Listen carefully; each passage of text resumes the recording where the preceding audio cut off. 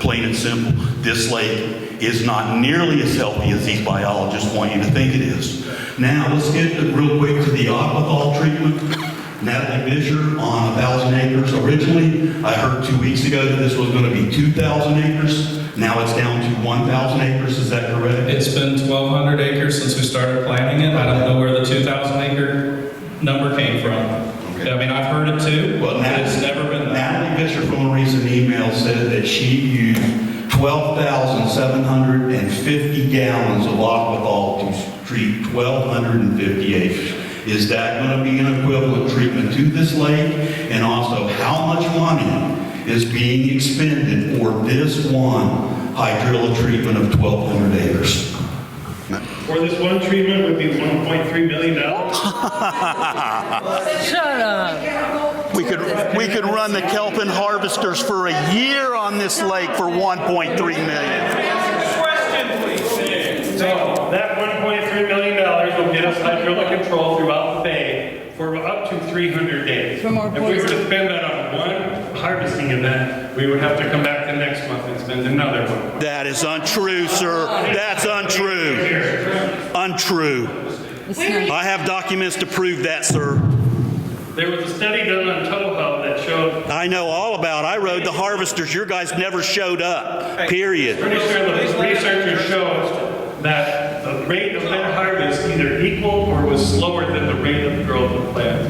And so they're estimated that they would need 21 boats, 6 months out of the year to manage Lake Toho. Sir, the 200 acres that they harvested in the south end of Toho has not grown back at this point to 40% of the original nasty biomass they started with. That's been almost 3 years now, and it's required no additional chemical treatments. So to tell us that the mechanical harvesters are too expensive is it's flat out untruthful, sir. That's right. Yeah.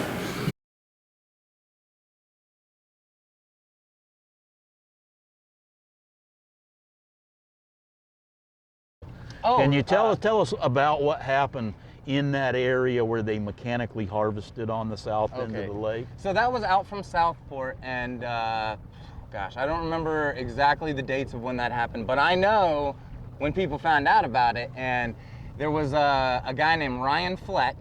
Okay. He was a tournament angler out here, and he went out and caught a 35-pound bag 4 days after they started the harvesting. Maybe, yeah, 35 pounds.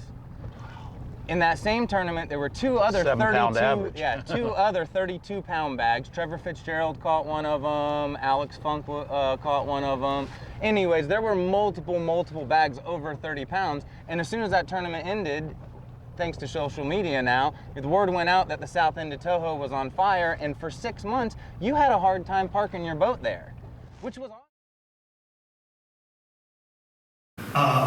I'm Mike Hugh, I'm with Texas Aquatic Harvesting, and we did the work that you were referring to on Lake Toho. On the south end of the lake, where it was deeper, and our machines would get down to that 7 and 8 foot depth, we had a long span where the hydrilla did not come and top back out quickly. And I don't have to sit here and tell you, I won't do that, but I will say this, that the fishermen that fished that area after we left it were boat to boat to boat. And there were so many big fish caught out of that area, and there was nobody taking data that I'm aware of that ever mentions it anywhere. What I want to tell you also is I've got 6 big harvesters sitting for months doing nothing.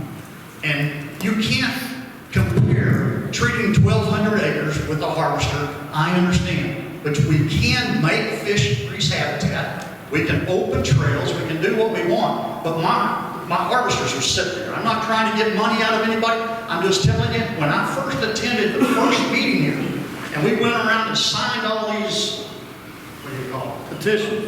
But the main thing on every one of them just about that came out was harvesting instead of herbicides. Yes. I understand herbicides, and I know you can't do without some herbicides. But we've got machines that are sitting for months, and nobody's harvesting anything.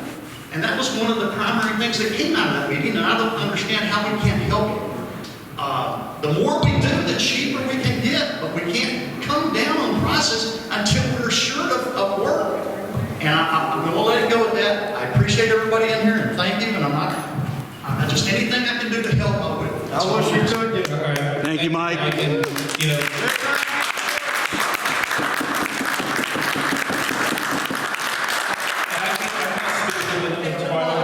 Mike, can you do 1,200 acres for 1.2 million? ma'am. Ooh, you think about that. The answer is yes, yes, and hell If yes. we have time remaining, those of you who've spoken will get another chance, but I've seen 2 or 3 hands of people that have not had a chance to speak yet. So, And it is cost effective to mechanically harvest because when you think about the intrinsic and the external costs that come with poisoning our waters, we pay for a lot more for cleanup for harmful algal blooms that these poisons cause than we would for mechanical harvesting. And I know, like what Mike was saying, the more mechanical harvesting we can do, the cheaper it gets. It would create a huge labor force, a whole new green economy. We can make money and save our water, save the fish, save the ducks, all the wildlife. But going back, I actually went out on Lake Kissimmee last year, found a couple fish. One was floating on its side. Another catfish was on the shore that an eagle was eating. I took those fish, sent them to a lab, and they were off the charts with dipon and had traces of glyphosate. And that was in a lake that is sprayed with poisons. So if that stays in the flesh of these fish, and this is what we're eating, and this is what the wildlife is eating, that's a huge health concern.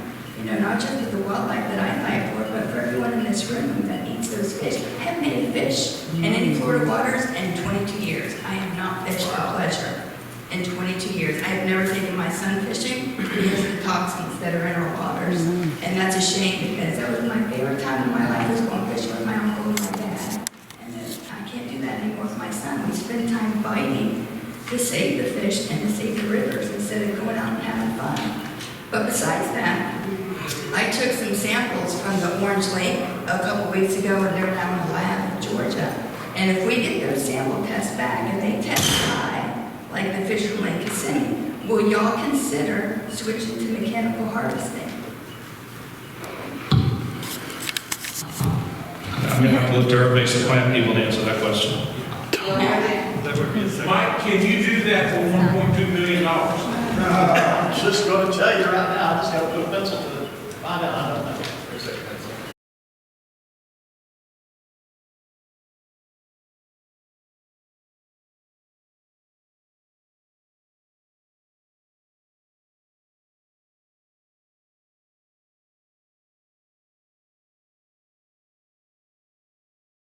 At the end of the day, no matter what is said, they're putting poison in our water. Amen. Amen. I don't care what y'all say, somewhere down the line there's going to be cancer. Yes. So, and it's going to be ugly. I've been here for my family's been here for over 100 years. It's like 1870. They were all commercial fishermen for years on the South.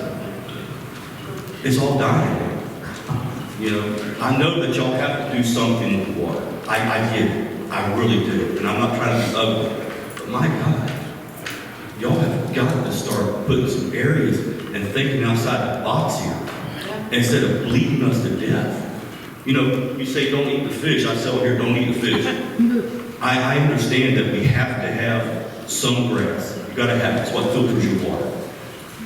But man, look, if it's wrong to spray Roundup in people's yards, then why is it right to spray stuff in the water? Amen. Okay, so, I'm not I don't mean to be ugly. That kind of thing.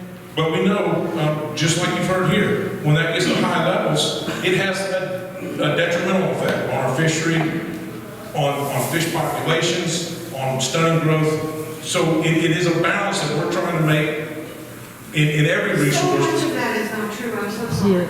Because after you showed me video in the 60s and 70s, when every river and lake was covered with ducks, we have nothing. Go out there in the winter, go right around right now, you might see 5 ducks. And they're probably the little black ones. We killed them off. We killed them off. There aren't the flocks of ducks that come over here. And Because they're living in Okay, ma'am. You need to I'm watch saying my video. reality. I'm trying to get you a sense of reality. No, you need reality. Ma'am. It's been done all over the world. Okay, we've heard your point. No, you haven't. We are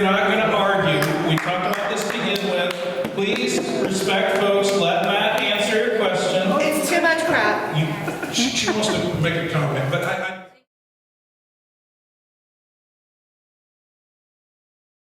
a user perspective, there's never a good time to treat.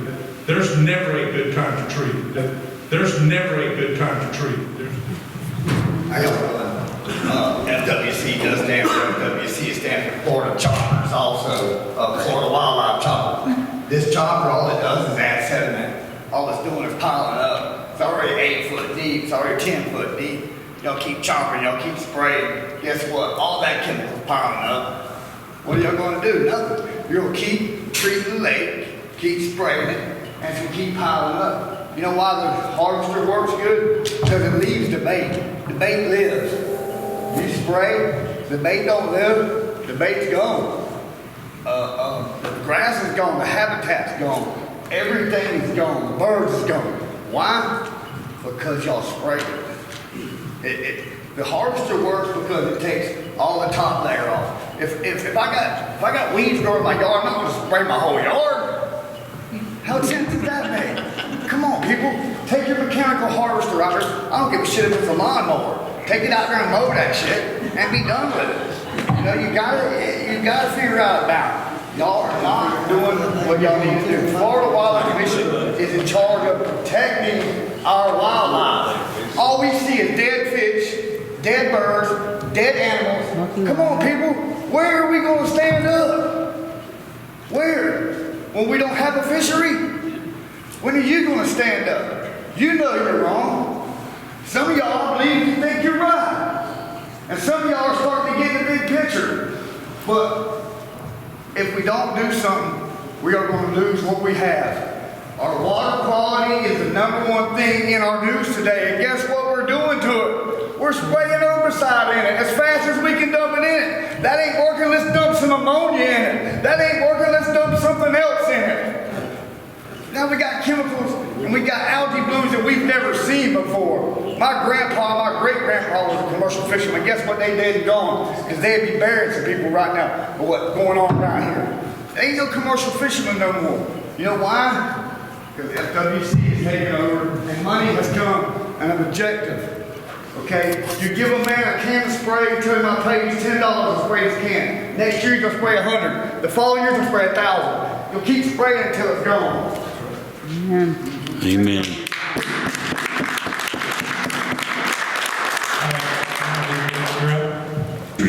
Mechanical harvesting removes the hydrilla and the legacy nitrogen and phosphorus, for which DEP pays credits. The project going on Lake Apopka right now, they're paying Don Luke $110 per pound for phosphorus. If you were to give that same $100 credit to Mike Hulan and Texas Aquatic, they would be happy to harvest every square inch of hydrilla in this state. Now the other thing is, those harvesters, if you guys were to bring up 4 of those 90-foot harvesters, 2 barges, I think that Mike Hulan would tell you they could probably be done here in 6 or 7 weeks. Complete. You guys have landowners all over this lake that will take this material, this biomass material, because they know that it does have real value. I see Mike Hulan over there offered $1.3 million for $1,200, and he's showing in the bid. He would love to come up here with 4 harvesters and 2 barges and take your 1.3 and do it correctly and take the legacy nutrients and the muck out of the system. This lake should be the poster child with IPAS right across the street where this material could be tested. This lake should be the poster child for all of Florida for successful mechanical hydrilla management. Thank you. Amen.